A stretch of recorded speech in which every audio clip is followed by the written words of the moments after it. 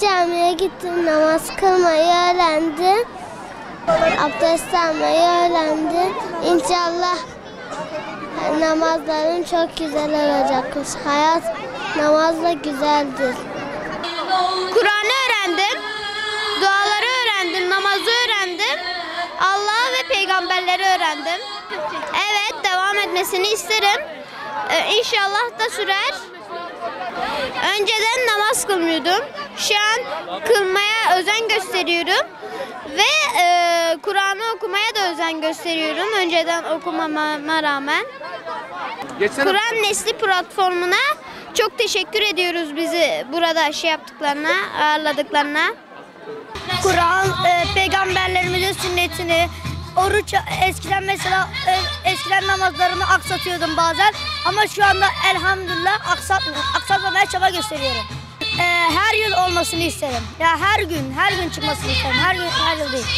Benim hayatıma cami sevecenliği, ondan sonra ahiret hayatımda eğer iyi bir insan olursam gideceğim yeri ve annemle babama çok güzel saygı duyduğum, hocalarıma duyduğum saygı katkı sağlıyor bana.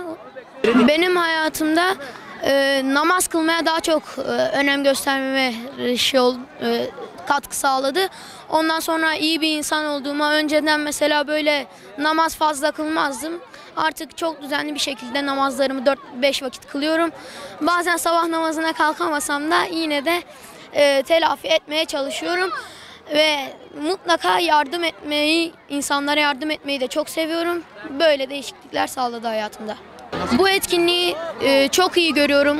Yani çocuklar açısından da çok iyi görüyorum. Çünkü çocuklara namazın önemini anlatıyor.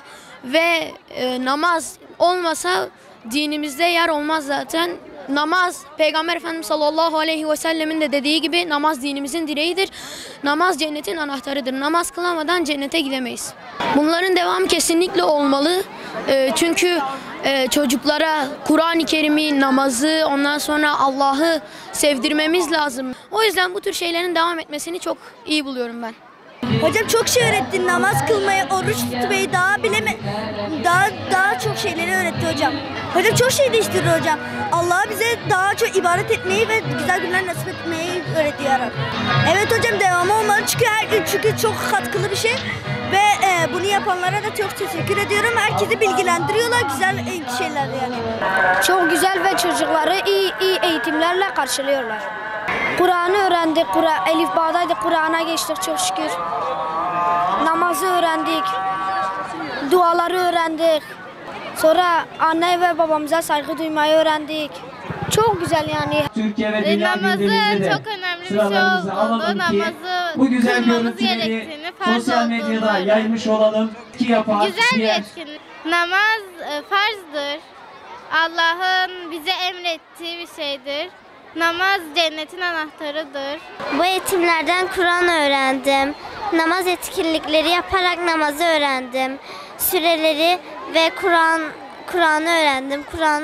Süreleri öğrenmeme rağmen Kur'an'ı iyi okuyabiliyorum.